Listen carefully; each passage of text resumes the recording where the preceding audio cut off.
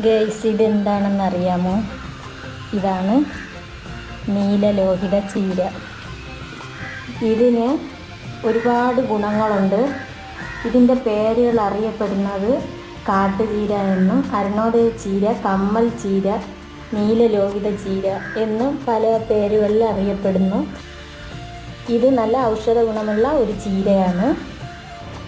ഇതിൻ്റെ പൂവ് കാതിലിടുന്ന കമ്മലിൻ്റെ മൊട്ട് പോലെയാണ് ഇരിക്കുന്നത്. വെള്ളപ്പൂവാണ്.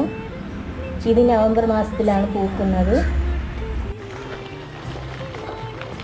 അതുപോലെ ഏലക്ക ഇട്ട് ഈ ചീര വെള്ളം തിളപ്പിച്ച് കുടിക്കാനും നല്ലതാണ്.